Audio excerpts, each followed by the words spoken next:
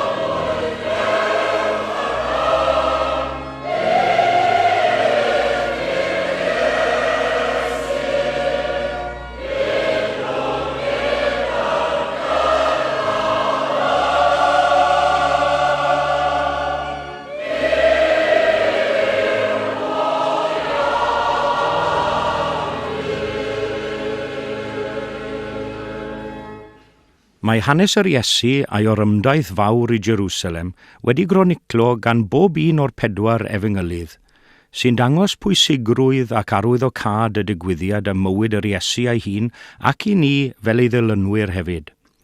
Cawn glywed fersiwn Mathew nawr, fel y ceir yn yr 11 bennod ar 20 o'i efengyl. Pan ddeithant yn agos i Jerusalem a chyrraedd Bethfage a mynydd o'r Olewydd, anfonodd Iesu i 2 ddisgybl, gan ddweud wrthynt, Ewch i'r pentref sydd ger erbyn echwi, ac yn syth fe gewch asen wedi'i rhwymo, ac ebol gyda hi. Gollyngwch hwy a dewch â hwy ataf. Ac os dywed rhywun rhywbeth wrthych, dywedwch, y mae ar y meistr ei hangen, a bydd yn ei rhoi ar unwaith. Digwyddodd hyn fel y cyflawnwyd y gair a lefarwyd trwy'r proffwyd. Dywedwch wrth ferch Seion, weled y frenin yn dod atat, yn ostyngedig ac yn marchogaeth ar asyn, ac ar ebol, llwdn anifail gwaith. Aeth y disgyblion a gwneud fel y gorchmynodd Iesu iddynt. Deithant ar asyn ar ebol ato, a rhoesant ei mentyll ar ei cefn, ac eisteddodd Iesu arnynt. Teinodd tyrfa fawr iawn ei mentyll ar y ffordd, ac yr oedd eraill yn torri canghennau o'r coed ac yn ei teini ar y ffordd. Ac yr oedd y tyrfaoedd ar y blaen iddo a rhai o'r tu ôl iddo yn gweiddi, Hosanna i fab Dafydd, bendigedig yw'r un sy'n dod yn enw'r arglwydd, Hosanna yn y goruchaf. Pan ddaeth ef i mewn i Jerusalem, cynhyrfwyd y ddinas drwyddi. Roedd pobl yn gofyn, pwy yw hwn? A'r tyrfaodd yn ateb, y proffwyd Iesu yw hwn, o Nazareth yng Galilea. Aeth Iesu mewn i'r deml, a bwriodd allan bawb oedd yn prynu ac yn gwerthu yn y deml. Taflodd i lawr fyrddau'r cyfnewidwyr arian, a chadeiriau'r rhai oedd yn gwerthu colomenod, a dywedodd wrthynt, y mae'n ysgrifenedig. Gelwir fy nhi i yn dŷ gweddi, ond yr ydych chwi yn ei wneud yn ogof lladron. A daeth deillion a chloffion ato yn y deml, ac i achawodd hwy. Ond pan welodd y prif offeiriad ar ysgrifnyddion y rhyfeddodau a wnaeth, a'r plant yn gweiddi yn y deml, Hosanna i fab Dafydd, eithant yn ddig. A dywed asant wrtho, a wyt yn clywed beth mae'r rhain yn ei ddweud? A tebodd Iesu y dwyf. Onid i chi erioed wedi darllen? O enau babanod a phlant signod ar peraist fawr i ti dy hun? Yna gadawodd Iesu hwy ac aeth allan o'r ddinas i Fethania, a threuliodd y noson yno. Gweddiwn. Dyw a thad ein harglwydd Iesu, fe gofiwn yn arbennig y dydd heddiw am yr ymdaith fuddugoliaethus dy fab Iesu i mewn i Jerusalem, yn ostyngedig, yn eistedd ar gefn Ebolasyn, a hynny i achub ei bobl. Wrth sylweddoli maint y cariad a ddatguddiwyd ynddo ef, ni allwn lain a rhyfeddu, a bloeddio gyda'r dorf, bendigedig yw'r hwn sy'n dyfod yn enw'r arglwydd, a Hosanna yn y goruchaf. Ond pan gofiwn ac ystyriwn faint ein aneilyngdod dan heiddiant o'r cariad hwnnw, ni allwn lain a chywilyddio chwaith, ac erfyn am faddeiant a thrigaredd. Ti sydd wedi ein caru, cyn llunio'r byd a chyn lledu'r nefoedd wen. Cynorthwyan ni yn awr i gadw ein calonnau yn agored i dderbyn yr Iesu fel brenin ac arglwydd ein bywydau, a gwared ni rhagweiddi ei foliant yn ystod awr ei boblogrwydd mawr yn unig, ac yna ei wadu fel y dorf drachefn gan weiddi croeshoeli eref. Ond heddiw, fe gofiwn am arwydd o cad ac ystyr arbennig y dydd hwn yn ein hanes fel Cristnogion, am holl bwrpas a diben taith yr Iesu i gyfeiriad Jerusalem, ac am bwysigrwydd yr wythnos fawr sanctaidd hon sy'n ymagor o'n blaen ni heddiw. Derbyn ein gweddiau cyhoeddus yn awr o arglwydd, ynghyd â deisyfiadau cudd ein calonnau, am i ni ofyn y cyfan yn enw yr hwn a ddaeth ar Sul Y Blodau cyntaf hwnnw, i achub a rhyddhau ei bobl o gaethiwed, ofn a phechod. Amen.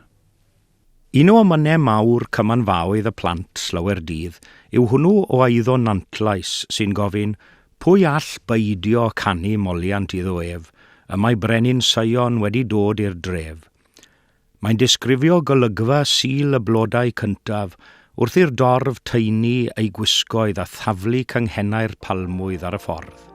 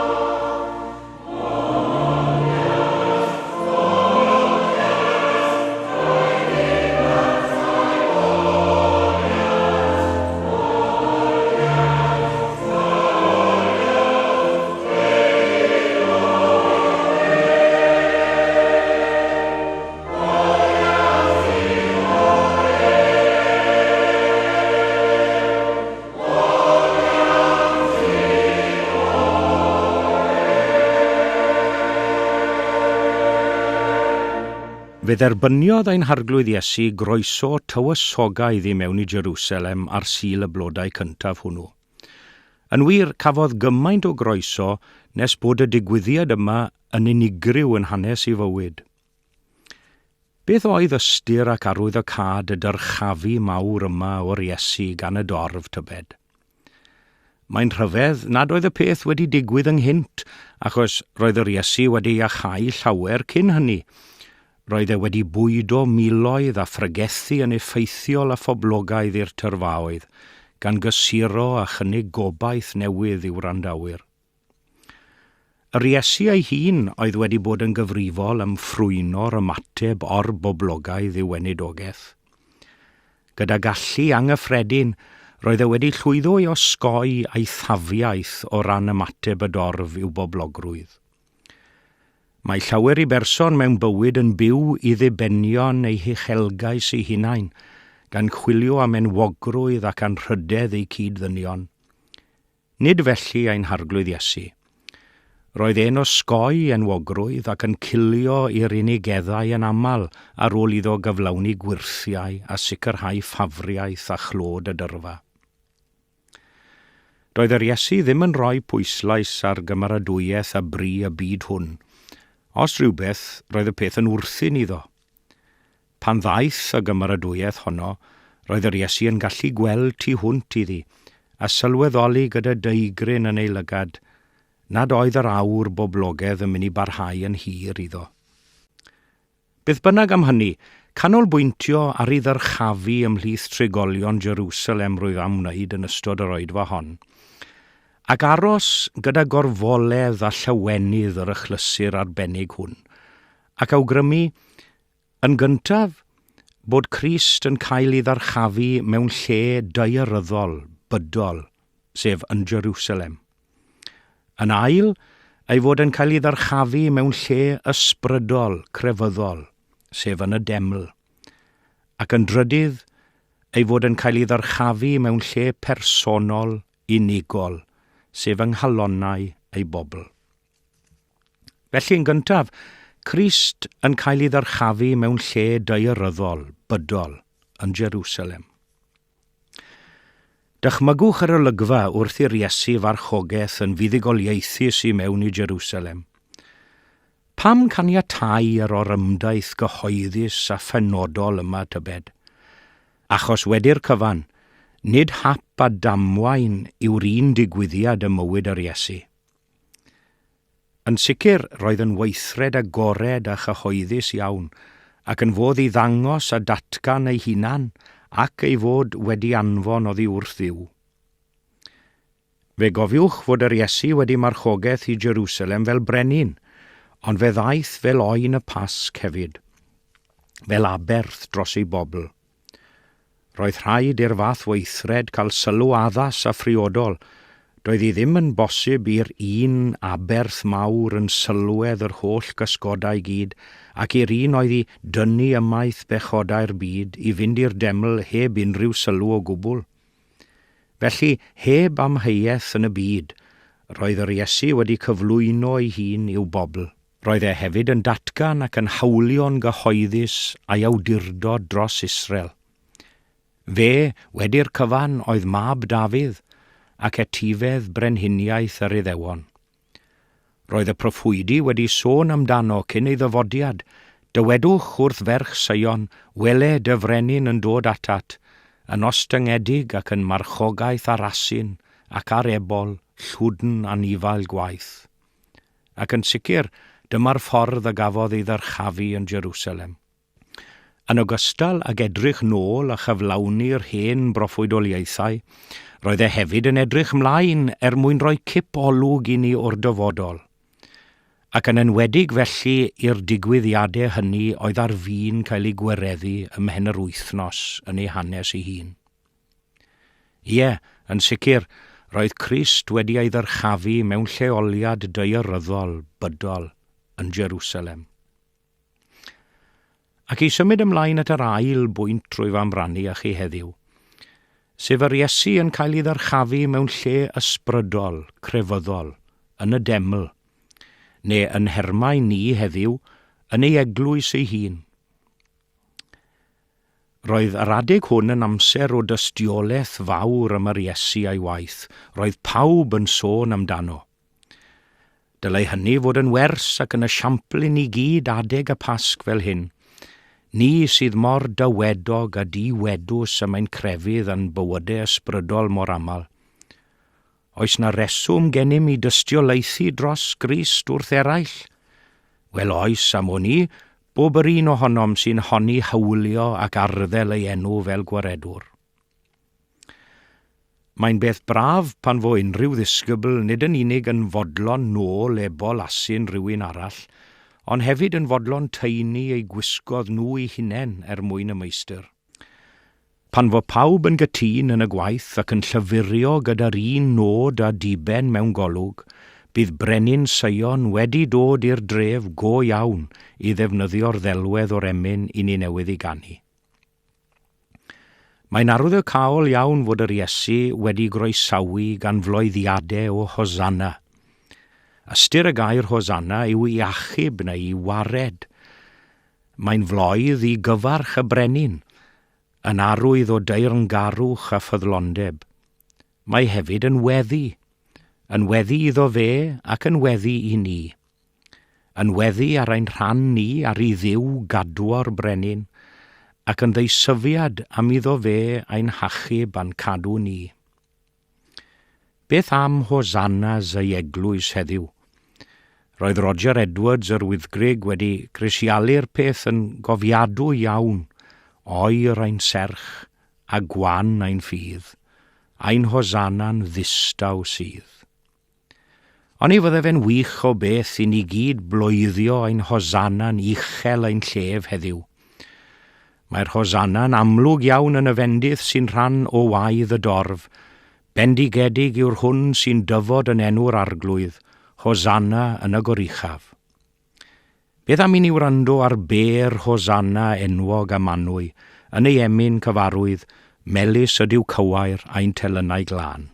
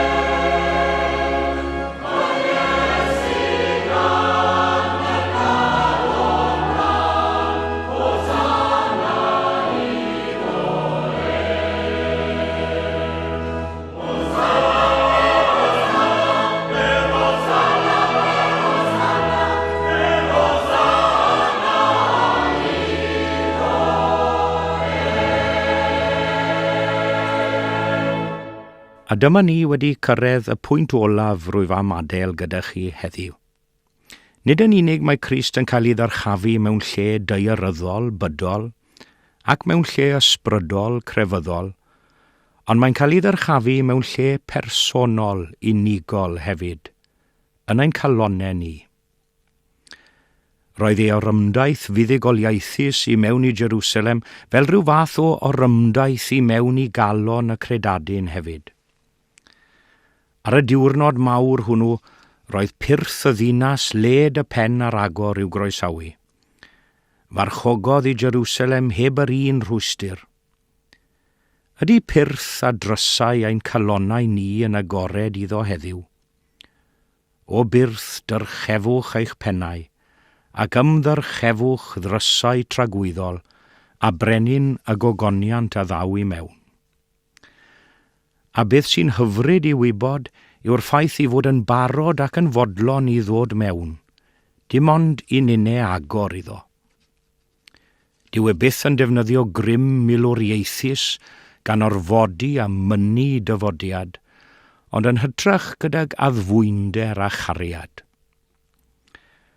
Mae yna lot o sôn wedi bod yn ddiweddar am yr addasiadau ffilm a theatr o nofel Michael Morpurgo, War Horse, ond mae marchogaeth ar gefn ebol asyn yn hollol wahanol i hynny. Mae ambell frenin arall wedi gorfod defnyddio grym a gormes mwyn sefydlu teyrnas ar y ddeiar. Ond wrth gwrs, nid teyrnas daearol bydol sydd gan yr Iesu ar ein cyfer, ond yn hytrach un dwyfol arallfydol. Pwy sy'n gallu gwrthod croeso i un sy'n dwy'n llawenydd, heddwch, cyfiawnder, trigaredd a thangnefedd yn ei sgil? Felly, ar Sul Y Blodau eleni, gadewch i ni ddathlu dyfodiad yr Iesu, ie, i mewn i Jerusalem, ie, i mewn i'r deml ac i'w eglwys ei hun, ond yn bennaf oll i mewn i'n calonnau ni.